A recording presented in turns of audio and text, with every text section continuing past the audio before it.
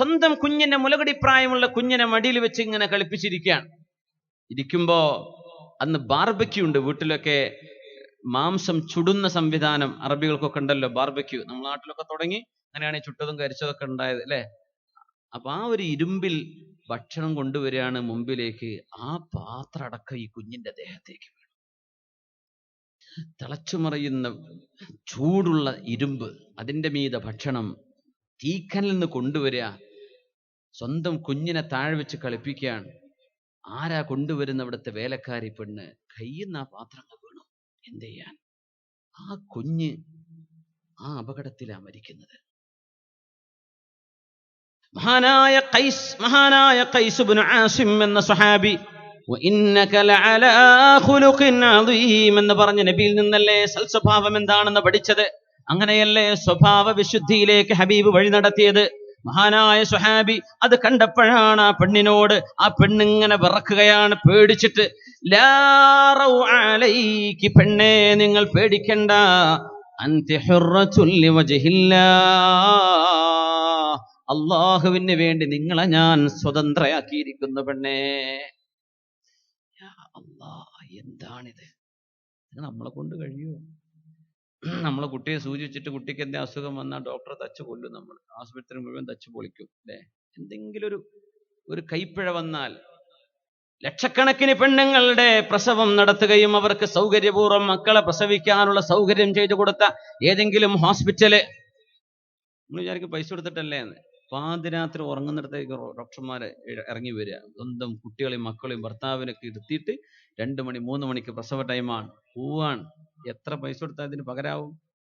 ആ ഒരു ഡോക്ടറിൽ നിന്ന് ഒരു കൈപ്പിഴ വന്നാൽ നമ്മൾ അവരെ നാട് കടത്തും, റോഡിലൂടെ നടത്തും നമ്മൾ അല്ലേ. എന്നാൽ അവർ ചെയ്ത ആയിരക്കണക്കിന് സേവനം നമ്മൾ കാണാതെ പോകും. അതല്ലേ മനുഷ്യന്മാരുടെ അവസ്ഥ? അത് അല്ലാഹുവിന്റെ ഖളാ ആണെന്ന് എന്താ നമ്മൾ വിചാരിക്കാത്തത്? നമ്മൾ പറയും ഡോക്ടർമാർക്ക് പിഴച്ചു, അവർ സൂചി കുത്തിയത് ഏറിപ്പോയി, അല്ലെങ്കിൽ ബെഡിന്റെ പ്രശ്നം വന്നു, എന്തോ ആകട്ടെ. അൽ ഈമാനു ബിൽ ഖളാഇ വൽ ഖദർ, നമ്മൾ മുസ്ലിമീങ്ങളല്ലേ. അള്ളാഹുവിന്റെ ഖളാഉം ഖദറും നമ്മുടെ പരിധിക്കപ്പുറമുള്ള വിഷയം. തെറ്റുപറ്റിയവർ അത് തിരുത്തണം. നല്ലൊരു ഡോക്ടർ ആവണമെങ്കിൽ എത്ര ആള്, ഒരുപാട് ആളുകൾ മരിക്കണ്ടേ നല്ലൊരു ഡോക്ടർ ആവണമെങ്കിൽ?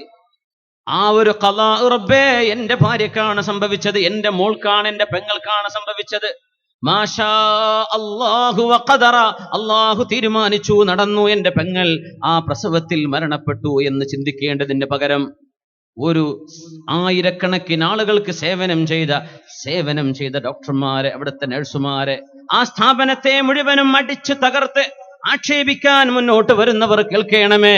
മഹാനായ ഖൈസ് ഇബ്നു ആസിം റളിയല്ലാഹു അൻഹു, പെണ്ണേ നിങ്ങൾ പേടിക്കല്ലേ, അല്ലാഹുവിന്റെ ഖളാ അല്ലേ എന്റെ കുട്ടി മരിച്ചത്. അൻതി ഹുർറത്തുൽ ലിവജ്ഹില്ലാഹ്, ഇനി എന്റെ കീഴിൽ താമസിക്കുന്ന അടിമ പെണ്ണല്ല നിങ്ങൾ, എന്നെ പോലെ സ്വാതന്ത്ര്യമുള്ള പെണ്ണാണ്, അതുകൊണ്ട് പൊയ്ക്കോ മോളെ, നിനക്ക് സ്വാതന്ത്ര്യം. ഇത് പറഞ്ഞ സ്വഹാബിയാണ് ഖൈസ് ഇബ്നു ആസിം അൽ മിൻഖരി റളിയല്ലാഹു അൻഹു. അവരെ പറ്റിയാണ് നബി തങ്ങൾ പറഞ്ഞത് സയ്യിദു അഹ്ലിൽ വബർ, ഗ്രാമീണരുടെ മുഴുവനും നേതാവാണ് ഈ ഖൈസ് റളിയല്ലാഹു അൻഹു എന്ന് റസൂലുള്ളാഹി സ്വല്ലല്ലാഹു അലൈഹി വസല്ലം. അത് മാത്രമല്ല, മഹാനവറുകൾ കാലിങ്ങനെ കൈകെട്ടി നിൽക്കുന്ന സമയത്ത് താഴെ ഇരുന്നിട്ട് മുട്ടുകാല് പൊക്കി വെക്കൂലെ, എന്നിട്ട് കൈ കൊണ്ട് ഇങ്ങനെ പിടിച്ചു നിൽക്കൂലെ, ജുമഅക്കൊക്കെ ചെയ്യാൻ പാടില്ല എന്ന കറാഹത്താണെന്നാണ്. എന്ത് ചെയ്യും? അങ്ങനെ ഇരുന്നൂടാ. പക്ഷെ നമ്മൾ വീട്ടിലൊക്കെ ഇരിക്കാൻ കുഴപ്പമില്ല. അങ്ങനെ കാലുകെട്ടി ഇങ്ങനെ ഇരിക്കുമ്പോ സ്വന്തം സഹോദരന്റെ മകനെ കൊണ്ടുവരുന്നു, അവന്റെ കൈ മേലോട്ട് പിടിച്ചു കെട്ടിയിട്ട് ഒരു പറ്റം ആളുകൾ. മഹാനവറുകൾ സ്വന്തം വീട്ടിൽ ഇങ്ങനെ ഇരിക്കുന്ന സമയത്ത് സ്വന്തം സഹോദരന്റെ മകൻ കൊലപാതകം ചെയ്തു വരികയാണ്. കൊന്നത് മറ്റാരെയുമല്ല, ഈ ഖൈസ് ഇബ്നു ആസിം എന്ന ഇത്രയും സൽസ്വഭാവമുള്ള മനുഷ്യന്റെ മകനെ തന്നെ. അങ്ങനെ ഉണ്ടാവുക, സൽസ്വഭാവികളായ ആൾക്ക് വലിയ പരീക്ഷണം വരുന്നു. സ്വന്തം മകനെ, സ്വന്തം ജ്യേഷ്ഠന്റെ മകൻ കൊന്നിരിക്കുകയാണ്. ആ സംഭവം ആളുകൾ, നാട്ടുകാർ മുഴുവനും അവനെ കൈപിടിച്ചു കെട്ടിയിട്ട് മഹാനവറുടെ മുമ്പിലേക്ക് കൊണ്ടുവരുമ്പോ മഹാനവറുകൾ പറഞ്ഞു, അത് അർച്ചുമുൽ ഫതാ, നിങ്ങളെ മോനെ കൊന്നവനാണിവൻ.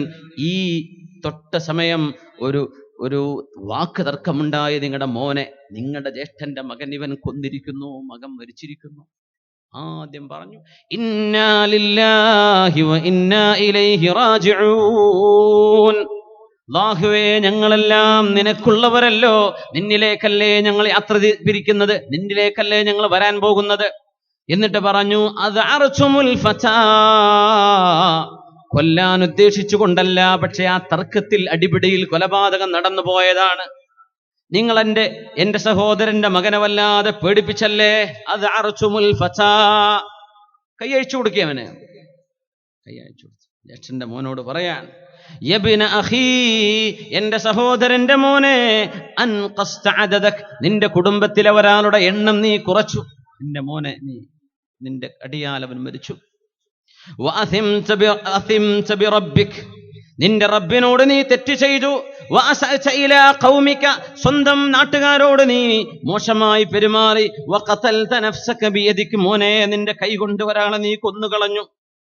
ഇദ്ഹബൂ ഇലാ ഉമ്മി വലദി, എന്റെ കുഞ്ഞിന്റെ ഉമ്മയുടെ അരികത്തേക്ക് ചെന്നേക്കണം, എന്റെ ഭാര്യയുടെ അരികത്തേക്ക്. ഫദ്ഫഉ ലഹദ്ദിയ, ഈ കൊലപാതകത്തിന്റെ പ്രായശ്ചിത്തം എത്രയാണോ ആ സംഖ്യ എന്റെ ഭാര്യയ്ക്ക് കൊടുത്തേക്കണം. ഒരുപക്ഷെ അവൾക്ക് ഇത് ഉൾക്കൊള്ളാൻ കഴിഞ്ഞില്ല എന്ന് വരും, എനിക്ക് വേണ്ട. അറിയാതെ കൈപ്പിഴ കൊണ്ട് സംഭവിക്കുന്ന കൊലപാതകത്തിന് പ്രായശ്ചിത്തമാണ് കൊടുക്കേണ്ടത്. അത് എന്റെ ഭാര്യയ്ക്ക് കൊണ്ടുപോയി കൊടുത്തോളൂ, അവർക്കൊരു പക്ഷേ ഈ കാര്യം ഉൾക്കൊള്ളാൻ കഴിഞ്ഞില്ല എന്ന് വരും. ഇന്നാ ലില്ലാഹി വ ഇന്നാ ഇലൈഹി റാജിഊൻ. ഇതാണ് യൂസുഫ് നബി അലൈഹിസ്സലാമിന്റെ മാതൃക. അതുകൊണ്ടാണ് ഖുർആൻ നഹ്നു നഖുസ്സു അലൈക അഹ്സനൽ ഖസസ്, ഏറ്റവും നല്ല ചരിത്രമാണല്ലോ നബിയെ നിങ്ങൾക്ക് യൂസുഫ് നബിയുടെ ചരിത്രത്തിലൂടെ നാം മനസ്സിലാക്കി തരുന്നത്. എന്താണ് യൂസുഫ് അലൈഹിസ്സലാം പറഞ്ഞത്?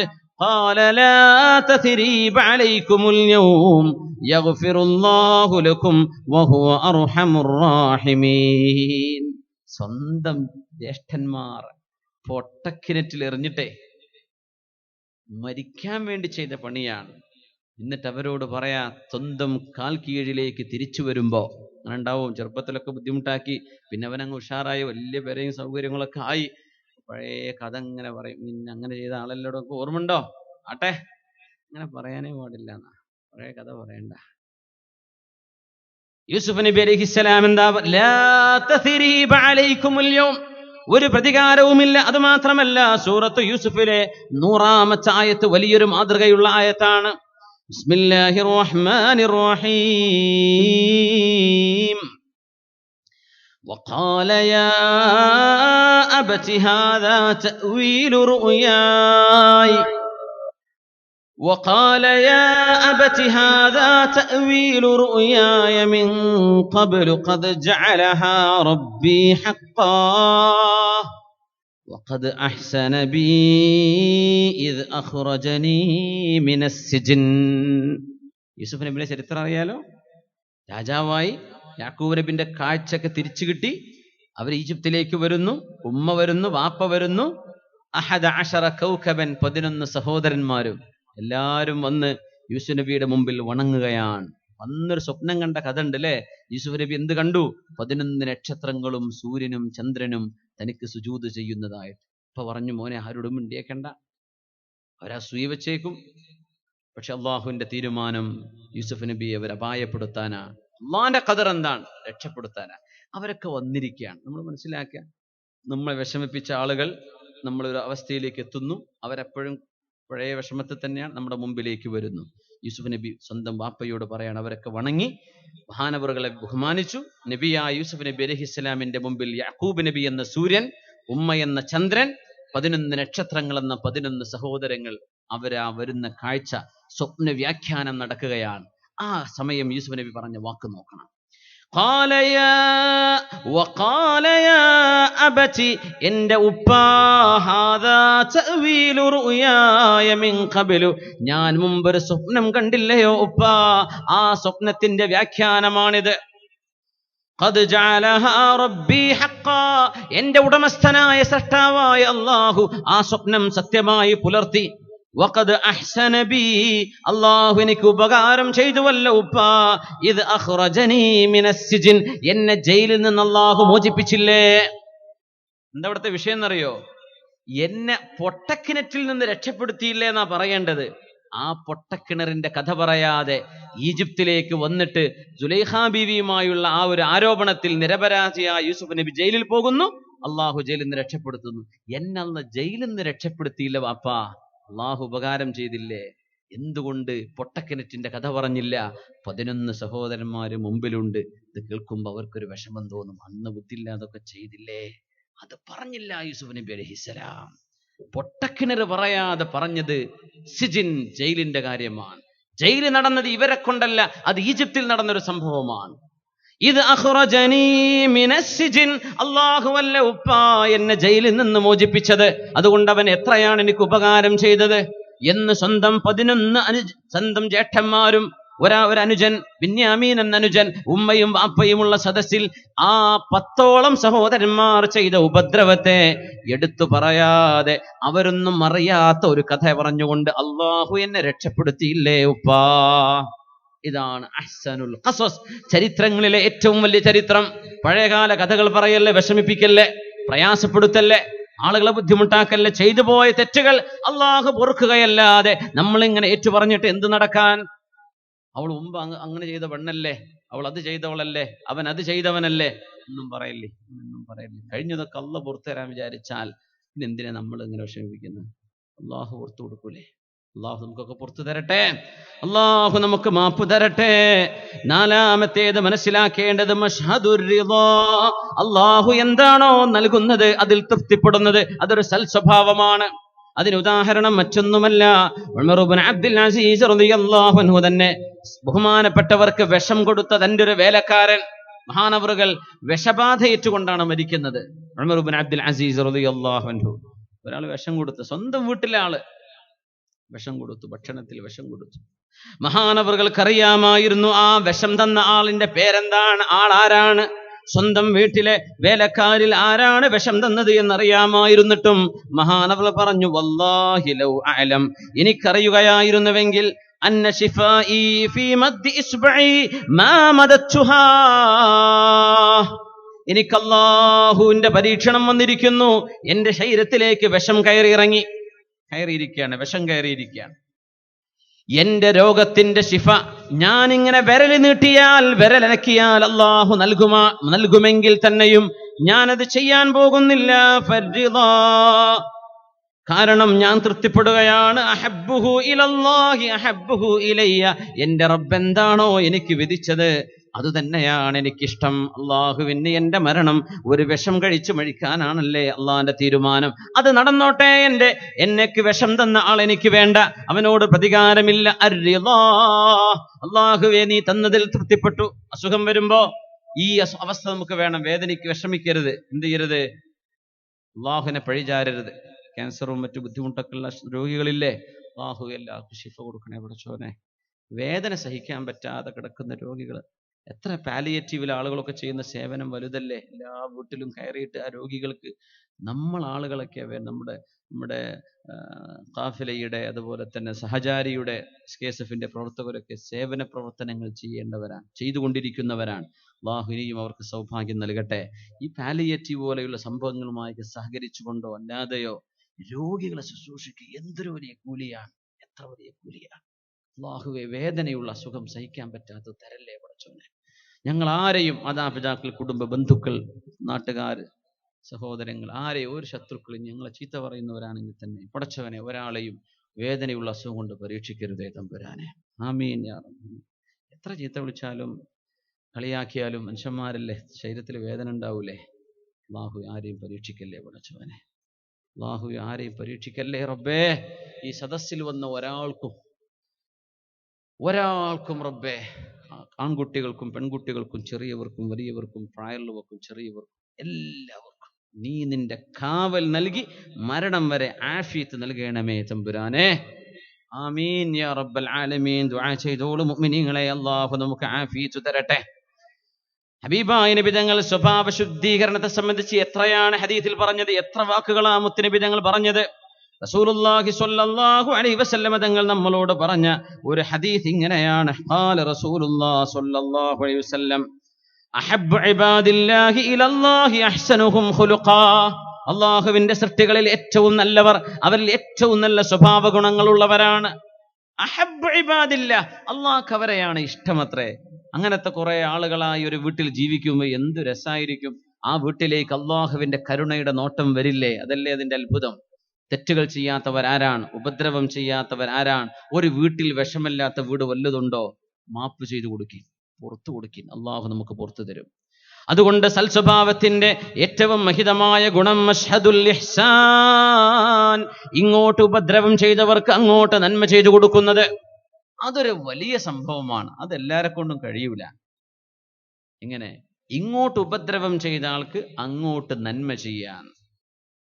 സിദ്ദീഖ് തങ്ങളുടെ അനുഭവം അതിലുണ്ട്. മിസ്തഹ് റളിയല്ലാഹു അൻഹു ആയിഷ ബീവിയെ സംബന്ധിച്ച് അരുതാത്ത വാക്ക് പറഞ്ഞു പോയപ്പോ ചെലവ് കൊടുത്തിരുന്ന മഹാനവറുകൾ പറഞ്ഞു, ഇനി ഞാൻ മിസ്തഹ് എന്നവർക്ക് കൊടുക്കൂല. അള്ളാഹുവിന്റെ അറിവ്, അള്ളാഹുവിന്റെ വഹി വരുന്നു, മാപ്പ് ചെയ്യണേ, പുറത്തു കൊടുക്കണേ. അലാ തുഹിബ്ബൂന അൻ യഗ്ഫിറല്ലാഹു ലക്കും, അള്ളാഹു നിങ്ങൾക്ക് പുറത്തു തരാൻ നിങ്ങൾ ഇഷ്ടപ്പെടുന്നില്ലയോ? ബലാ യാ റബ്ബ്, എനിക്ക് വേണം റബ്ബേ നിന്റെ മാപ്പ്. അങ്ങനെ സ്വന്തം മോളെ ചീത്ത വിളിച്ച സ്വന്തം മോളെ ആയിഷ ബീവി റളിയല്ലാഹു അൻഹ, അള്ളാഹുവിന്റെ റസൂലിന്റെ ഭാര്യയായിരിക്കെ തന്നെ മഹദി റളിയല്ലാഹു അൻഹയെയും സഫ്വാൻ ഇബ്നു മുഅത്തിൽ എന്ന സ്വഹാബിയെയും പറ്റിയിട്ട് വ്യഭിചാര ആരോപണം നടത്തിയ ആ മനുഷ്യന് സ്വഹാബിയാണ് മിസ്തഹ് എന്നവർ. സിദ്ദീഖ് തങ്ങളുടെ അമ്മായിയുടെ മോനാണ്. എന്നിട്ട് പോലും മാപ്പ് കൊടുത്ത സിദ്ദീഖ് റളിയല്ലാഹു അൻഹു, മാപ്പ് കൊടുത്തെന്ന് മാത്രമല്ല, പിന്നെ ചെലവ് കൊടുത്തതൊക്കെ സിദ്ദീഖ് തങ്ങൾ തന്നെ, മരണം വരെ. സ്വന്തം മോളെ കല്യാണം മുടക്കിയാളോട് നമ്മൾ കല്യാണത്തിന് വിളിക്കോ? കാരണം പറയട്ടെ അല്ലേ, എത്ര കല്യാണം മുടക്കികളുണ്ടെന്ന്. അതുപോലെ ആകെ എൻജോയ്മെന്റ് അതാ, ഒരു കല്യാണം മുടങ്ങി പോവുക, അത് ആസ്വദിക്കണം എത്ര ആളുണ്ടെന്ന ലോകത്ത്. റാമയൂരിലൊക്കെ ഉണ്ടോ? ആരൊക്കെ ഒന്നുണ്ടോ? കല്യാണം മുടക്കികൾ കൈപൊക്കിയാറ്റെന്ന് ചോദിക്കുന്നില്ല. ആരും പൊക്കൂല എന്ന് ഉറപ്പല്ലേ? നാട്ടുകാരെങ്കിലും പൊക്കണമല്ലോ കേട്ടാ. അതൊക്കെ എന്തൊരു ദുൽമാണല്ലേ, എന്തൊരു ദുൽമാണ്. വിഷയം ചെയ്യല്ലേ. ഒരു മനുഷ്യനെ ഉപദ്രവിച്ച് സന്തോഷിക്കുക, ആ സ്വഭാവമൊക്കെ മാറിക്കിട്ടാൻ വേണ്ടി അള്ളാഹിനോട് ദ്വാരന്നോളി. അള്ളാഹു എല്ലാ കുട്ടികൾക്കും നല്ല വിവാഹ ബന്ധങ്ങൾ അള്ളാഹു നൽകി അനുഗ്രഹിക്കട്ടെ. ആമീൻ. സ്വന്തം പുരയിലേ കല്യാണം കഴിയാതെ ഒരു പെങ്ങളുണ്ടാകുമ്പോൾ മനസ്സിലാവും അതിന്റെ വില എത്രയാണെന്ന്.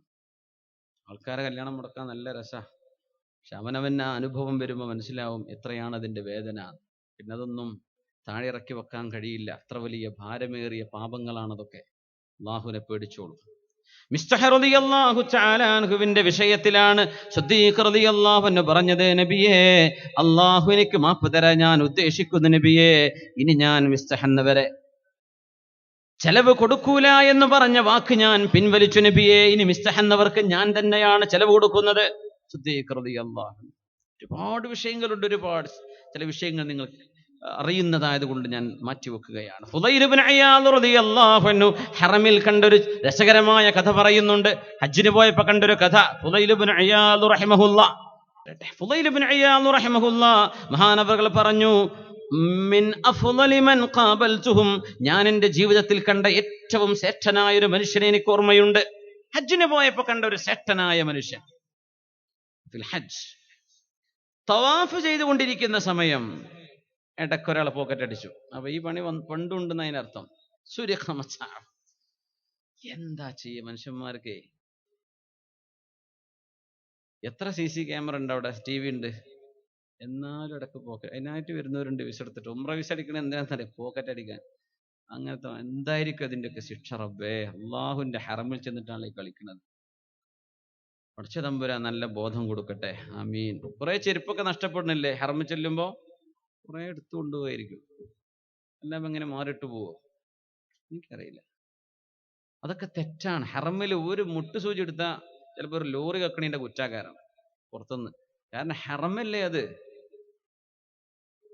ഫുളൈൽ ഇബ്നു ഇയാദ് എന്നവർ പറയുന്നു, ഈ മനുഷ്യൻ തവാഫ് ചെയ്തുകൊണ്ടിരിക്കുന്ന ഇടയിൽ അദ്ദേഹത്തിന്റെ സാധനം ആരോ അടിച്ചു മാറ്റി. ഇവരവിടെ കൊണ്ടുപോയി വെച്ചതാണ്. തവാഫ് കഴിഞ്ഞ് വന്ന് നോക്കുമ്പോൾ സാധനം കാണില്ല. എന്തോ ഒരു ടെൻഷനായിരിക്കും. പ്രത്യേകിച്ച് വല്ല പാസ്പോർട്ടൊക്കെ ഉള്ള ബാഗൊക്കെ പോയാൽ പറയണോ. അല്ലാഹ്, പഠിച്ച റബ്ബേ അങ്ങനത്തെ പരീക്ഷണം എന്നുള്ളത് തരാതിരിക്കട്ടെ. ഒരു യാത്ര പോയി ആകെ 2 ആഴ്ചയുള്ളൂ, അതിനിടയ്ക്ക് പാസ്പോർട്ടും പോയാൽ പിന്നെ എംബസി കിടക്കാനല്ലേ നേരമുള്ളൂ. ഉംറ ചെയ്യാൻ പറ്റുമോ? ഹജ്ജിന് പോകാൻ പറ്റുമോ? സുബ്ഹാനല്ലാഹ്. ഫുളൈൽ ഇബ്നു ഇയാദ് റഹിമഹുല്ലാഹ് ആ മനുഷ്യനെ കാണുമ്പോൾ യബ്കി, മഗ്രിബ് ആകുന്നത് വരെ ഈ മനുഷ്യൻ കരയുന്നുണ്ട്. അവിടെ അദ്ദേഹത്തിന്റെ സാധന പോയത്, ഇങ്ങനെ കരയുന്നുണ്ട്. ഫുളൈൽ എന്നവർ പറയുന്നു, ഞാൻ ചോദിച്ചു, അല്ല സഹോദരാ, ഒരു ബാഗ് പോയതിന് ഇത്രയൊക്കെ കരയേണ്ടതുണ്ടോ? ഒരു ബാഗ് പോലെ ഇത്ര കരയാണോ? അത് സമ്പത്തല്ലേ, ദുന്യാവിന്റെ വിഷയല്ലേ. അന്ന് പാസ്പോർട്ടൊന്നും ഇല്ലല്ലോ. ബാഗിൽ കുപ്പായം ഉണ്ടാവും, ചിലപ്പോൾ എന്തെങ്കിലും ഭക്ഷണം വെച്ചിട്ടുണ്ടാവും, ഇത്രയല്ലേ ഉണ്ടാവുള്ളൂ. നിങ്ങൾ അതിന് ഇത്ര കരയണോ? മഗ്‌രിബ് വരെ കരയണം.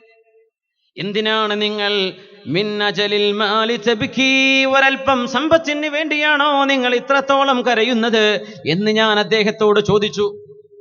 വരാൻ പോണ മറുപടിയാണ് നോക്കേണ്ടത്. കാരണം ഞാൻ എൻ്റെ ജീവിതത്തിൽ കണ്ടുമുട്ടിയ ഏറ്റവും മഹത്വമുള്ള ആൾ ഇദ്ദേഹമാണെന്ന് ലോകപ്രശസ്തനായ ഫുദൈൽ ഇബ്നു അയാദ് റഹ്മത്തുള്ളാഹി അലൈഹി എന്താ പറഞ്ഞ മറുപടി എന്നറിയോ? മഹാനവള് പറയുന്നു, ലാ വല്ലാഹ്, അള്ളാഹുവിനെ തന്നെയാണ് സത്യം, എന്റെ നഷ്ടപ്പെട്ടു പോയ മുതലോർത്തുകൊണ്ടല്ല ഞാൻ ഈ കരയുന്നത്, എന്റെ സമ്പത്തിനെ കുറിച്ചല്ല ഞാൻ ഈ കരയുന്നത്. പിന്നെയോ എന്റെ സാധനം ഓട്ടിച്ച ഈ മനുഷ്യന്റെ കാര്യം ഞാൻ ഓർത്തു പോവുകയാണ്. നാളെ അള്ളാഹുവിന്റെ മുമ്പിലേക്ക് വരുമ്പോൾ എന്ത് ന്യായമാണ് അവൻ അള്ളാഹുവിനോട് പറയാനുണ്ടാവുക? അള്ളാഹിന്റെ കോടതിയിൽ കൊണ്ടുവന്ന് നിർത്തുമ്പോ അവിടെ അഡ്വക്കേറ്റുമാരില്ലല്ലോ. അവിടെ ആരെങ്കിലും അള്ളാഹുവിന്റെ മുമ്പിൽ അവർക്ക് ശുപാർശ ചെയ്യാനുണ്ടാവോ? കുറ്റവാളികളെ കൊണ്ടുവന്ന് നിർത്തുമ്പോ എന്റെ പക്കലാണ് ന്യായം, അവൻ അന്യായം ചെയ്തവനാണ്. അള്ളാന്റെ മുമ്പിലേക്ക് എന്നെയും അവനെയും കൊണ്ടുവന്ന് നിർത്തുമ്പോൾ ആ മനുഷ്യൻ ഉത്തരം കിട്ടാതെ കുഴങ്ങിപ്പോകുന്ന രംഗമോർത്ത് അയാളോട് കരുണ തോന്നി ഞാൻ കരയുകയാണ് എന്ന് ആ മനുഷ്യൻ എന്നോട് പറഞ്ഞു എന്ന് ഫുദൈൽ ഇബ്നു അയാദ് റളിയല്ലാഹു അൻഹു. എന്റെ സമ്പത്ത് നഷ്ടപ്പെട്ടതിനല്ല കരയണത്. ഈ സാധുവിന്റെ അവസ്ഥ എന്താണ് റബ്ബേ? നാളെ നിന്റെ കോടതിയിലേക്ക് വരുമ്പോ ഇവൻ എന്ത് ഉത്തരമാണ് പടച്ചവനെ പറയാനുണ്ടാവുക? ആ മനുഷ്യനോട് കരുണ തോന്നിയിട്ട് ഞാൻ കരഞ്ഞു പോയതാണ് എന്ന് പറഞ്ഞ മനുഷ്യനാണ് ഞാൻ എൻ്റെ ജീവിതത്തിൽ കണ്ടുമുട്ടിയ ഏറ്റവും ശ്രേഷ്ഠനായ മനുഷ്യൻ എന്ന് ലോകപ്രശസ്തനായ ആലിം ഫുദൈൽ ഇബ്നു അയാദ് റളിയല്ലാഹു അൻഹു. എന്താണ് ആ ചിന്തകൾ? എന്താണ് ആ ചിന്ത? എന്റെ പ്രഭേ, ഇവൻ അള്ളാന്റെ അടുത്തേക്ക് വരുമ്പോ എന്തവൻ പറയും? റബീഅ ഇബ്നു ഖുസൈം തങ്ങൾ ഇഷ്തറാ ഫറസൻ, മഹാൻ അവർക്ക് ഒരു കുതിര വാങ്ങിയ കഥയുണ്ട്. 30,000 ദിർഹം, 30,000 ദിർഹമിന് വാങ്ങിയ കുതിര. 30,000 ദിർഹമൊക്കെ ഒരു മാസം ശമ്പളം ഉണ്ടെന്ന് പറഞ്ഞാൽ ഇന്നെന്താ ഇതിന്റെ വില? അന്ന് 1300 കൊല്ലം മുമ്പ് 30,000 ദിർഹമിന് വാങ്ങിയ ഒരു കുതിര. നല്ല വിലപിടിപ്പുള്ളൊരു കുതിരയല്ലേ? ആ കുതിരയോടെ കൊണ്ടുവന്ന് പാർക്ക് ചെയ്യുന്നു. ഒരു വീട്ടിൽ വാഹനം കൊണ്ടുവന്ന് നിർത്തി നേരം വിളിക്കുമ്പോഴേക്കും അതാരോ അടിച്ചു മാറ്റി കൊണ്ടുപോകുന്നു. ഉദാഹരണം പറയാം. അതുപോലെ നടക്കാൻ പോകുന്നത്. മഹാനായ റബീഅ ഇബ്നു ഖുസൈം എന്നവര് 30,000 ദിർഹമിന് വാങ്ങിച്ച കുതിര എന്തിനാണെന്നറിയോ? അത് ഉപയോഗിച്ച് അള്ളാഹുവിന്റെ മാർഗത്തിൽ ധർമ്മസമരം ചെയ്യാൻ, അള്ളാഹുവിന്റെ മാർഗത്തിൽ ഉപയോഗിക്കാനാ, വേറൊന്നിനല്ല. മേന്മ നടിക്കാനോ ആളുകളെ കാണിക്കാനോ ഒന്നുമല്ല. അള്ളാഹുവിന് വേണ്ടി ഇത് ഉപയോഗിക്കണം. നല്ല മുന്തിയൊരു കുതിര തന്നെ ആവട്ടെ എന്ന് പറഞ്ഞ് വാങ്ങിച്ചതാണ്. അങ്ങനെ വേലക്കാരനത് കൊണ്ടുവന്ന് പാർക്ക് ചെയ്തു. മഹാനവ നിസ്കരിക്കാൻ വേണ്ടി നിന്നു. അല്ലാഹു അക്ബർ. അവിടെ നിസ്കരിക്കുക. നിസ്കാരത്തിന്റെ ഇടയിൽ ഒരുത്തം വന്നത് അഴിച്ചു മാറ്റി കൊണ്ടുപോയി. സുബ്ഹാനല്ലാഹ്. വേലക്കാരെ ഓടി വന്നിട്ട് ചോദിച്ചു, അല്ല യാ സയ്യിദി, എവിടെ പോയി കുതിര? 30,000 ദിർഹമിന് ഇപ്പൊ വാങ്ങിച്ചു കൊണ്ടുവന്ന സാധനം. അത് പിന്നെ ഞാൻ നിസ്കരിക്കുമ്പോൾ ഒരുത്തത് അടിച്ചു മാറ്റി കൊണ്ടുപോയി. അപ്പൊ നിങ്ങൾ കണ്ണിന്റെ മുമ്പിൽ നിന്നിട്ട് ആ സാധനങ്ങൾ പിടിച്ചു വാങ്ങിയില്ലല്ലേ? പൊന്നാര മോനെ, ഞാൻ ആ നിസ്കരിക്കുന്ന സമയം എന്റെ റബ്ബിനോടല്ലേ സംസാരിച്ചു കൊണ്ടിരിക്കുന്നത്. അതിനിടയിൽ ഒരു കുതിരക്ക് വേണ്ടി എന്റെ റബ്ബിനോടുള്ള സംസാരം മുറിച്ചു കളയാൻ എനിക്ക് തോന്നിയില്ല മോനെ. ഞാൻ എന്റെ നിസ്കാരം പൂർത്തി. നമ്മളാണ് കയ്യും കെട്ടി ഓടൂല, കൈ അയച്ചിട്ട്. ആലോചിച്ച് നോക്കി. വെറുതെ നിസ്കരിക്കേണ്ട വലിയവരൊക്കെ ഉണ്ടോ? വലിയ കാര്യത്തിൽ മൊബൈൽ താഴത്തക്കവരോടല്ലേ മുസല്ലിക്ക്. അപ്പൊ പഴയ ചെറിയ മൊബൈൽ ഉപയോഗിക്കണോനൊക്കെ റബ്ബേ എത്രയാവോ കാണുന്നത്? iPhone 7 ആണ് കിടക്കുന്നത്. റബ്ബേ, ഓന് തോന്നുകയാണ് ഇത് അടിച്ചു മാറ്റിയാലോ, എടുത്ത് ഓടി ഞങ്ങളവിടെ കൈ കെട്ടി നിൽക്കൂലേ? നിങ്ങൾ ആലോചിച്ച് നോക്കി. വലിയ ധൈര്യത്തിലാണല്ലോ എറിയണത് താഴത്തേക്ക്. കിടക്കട്ടെ എന്ന് പറഞ്ഞ മനുഷ്യന്മാരെ കാണിക്കാനേ. അപ്പൊ അത്ര ഉറപ്പില്ലോല് താഴത്തേക്ക് ഇട്ടാൽ മതി. ഏത് മുസല്ലിക്ക് ഇത് എടുത്തു കൊണ്ടായാലും ഞാൻ അനങ്ങൂല എന്ന് ഉറപ്പില്ലോല് ചെയ്താൽ മതി ഈ വക പണിയൊക്കെ. വല്ലാതെ ഞെളിയാൻ വേണ്ടി ചെയ്യണ്ട.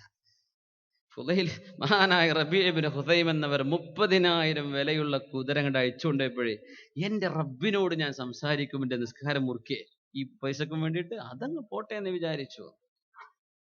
പൊന്നാര ശൈഖേ, നിങ്ങൾ വല്ലാത്ത പണിയാണ് ചെയ്തത്. 30,000 കൊണ്ടുവന്ന പാർക്ക് ചെയ്ത സാധനം 2 റക്അത്ത് നിസ്കരിച്ചപ്പോഴും കൊണ്ടുപോയല്ലേ? മോനെ നീ എന്തിനാണ് വിഷമിക്കുന്നത്? സുമ്മ റഫഅ യദഹു ഇലസ്സമാ. കഥ കഴിഞ്ഞിട്ടില്ല. ആകാശത്തേക്ക് കൈയുയർത്തുന്ന ഇനി ദ്വാരക്കാൻ പോവാ. നമ്മൾ വിചാരിക്കുക കൊണ്ടുപോന്റെ തലയിലേക്ക് ഇടുത്തി വീഴട്ടെ എന്നൊക്കെ ഇത് ദ്വാരക്കാൻ പോണത്. അല്ല, എന്താ വരുന്നതെന്നറിയോ? ഇതൊക്കെയാണ് ഇസ്ലാമിന്റെ സംസ്കാരം. ഇതൊക്കെ പിന്നെ വേദറിഞ്ഞാൽ തന്നെ നിങ്ങൾ മൂലരെ നിങ്ങൾ വെറുതെ ഇങ്ങനെ പറയേണ്ടത് നടക്കാൻ പോണ കാര്യമല്ല. നിങ്ങൾ മനസ്സിലെങ്കിലും ഉണ്ടാവില്ല ഇതൊക്കെ പറയുമ്പോൾ. എന്നാലും കുറച്ച് നല്ല മനുഷ്യന്മാർ ഇത് സ്വീകരിക്കും എന്ന് എനിക്ക് ഉറപ്പാണ്. ഇങ്ങനെയൊക്കെ ഒന്ന് പരിശ്രമിച്ചു നോക്കുക. എന്താ നമ്മളെ കൊണ്ട് ആയിക്കൂടെ? സ്വർഗത്തിലേക്ക് പോകാൻ ഈ സ്വഭാവം വേണമെങ്കിൽ എന്താ പിന്നെ കോംപ്രമൈസ് ചെയ്യേണ്ട കാര്യം?